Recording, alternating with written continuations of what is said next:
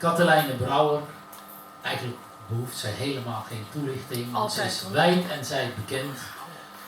Onder andere gepubliceerd in Dichter van Plint. En waar niet, een bundel bij de Harmonie. Zeker. Ook nog. Katelijne Brouwer.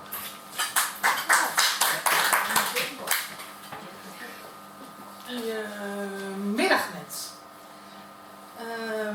Inderdaad, om te beginnen geschreven voor Plint, het eerste gedicht.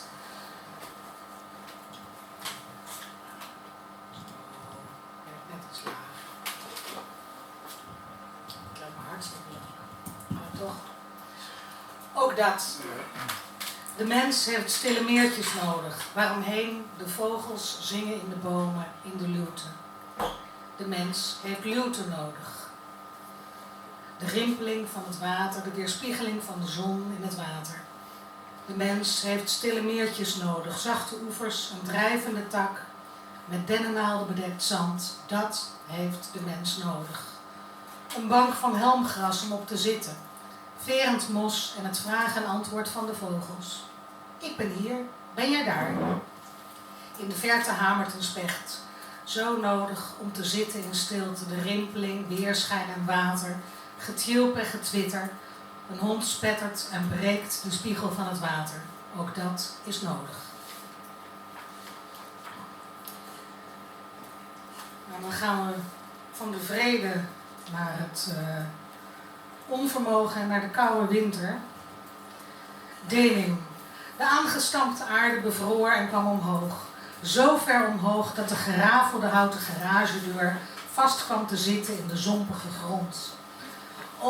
Oma Frankrijk schreef dat de verfloze deur, die net zo lekker zat als haar Levi's, die verrukkelijke verschoten jeans, was vastgevroren.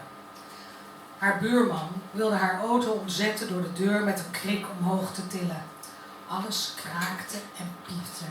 De spijkerbroekendeur scheurde met een gekreun zo klagelijk dat de buurman zijn gereedschap wegzette, de krik en de breekijzers, en ze samen de dooi afwachten. Auto, deur, oma en buurman. Jij vond dit een wonderschoon verhaal. Je moeder woonde ver van hier, in een sprookje van bevroren grond. Je eigen sneeuwkoningin en ijskonijn. We liepen door Artes. In het reptielenhuis stond de kachel hoog. We deden onze jassen los. Het was voedertijd. Ogen en luiken gingen open. Waaks en wakker werden de schubbige lijven. Een bek spreidde zich puffend. En jij pufte mee. De oren zo hoog, het lijfje breed. Ik weet nu hoe een slang konijntjes eet. Haar vale bek scheurt open als een Sleetse deningdeur. Net omgekeerd bevallingsleed. En we gaan naar de nacht. Onze dierenarts. Ze kent het snot van elk dier, de piep van elke hond die bij haar komt, het grommen en het mauwen en hoe ze ruiken naar bang, ziek, oud. Overdag kijkt ze naar vieze smurrie, naar bloed en poep, gesmeerd op een glazen plaatje door haar microscoop. Ze weegt en rekent hoeveel medicijn per kilo hond of kat. Met daglicht ziet ze dieren die ze beet kan pakken. Nooit dus een walvis, nooit een dolfijn. 'S Nachts kijkt ze naar wonderdieren in de lucht. Eenhoorn, draak, centaur, die is half man, half paard. Ook gewone dieren ziet ze in de sterren. Haas, hagedis, vissen, vosje, walvis, waterslang en wolf. Ze heeft een telescoop, onze dierenarts, voor als het donkert op haar balkon.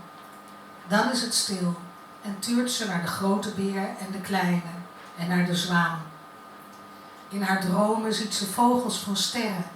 Een labrador, zijn staart is een komeet. Het oude paard kan opeens praten en zij zelf zweeft van dier naar dier, daar tussen de sterrennevels.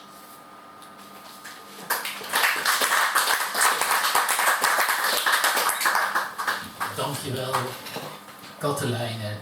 De mens heeft poëzie nodig en daarvoor stond hier Katelijn.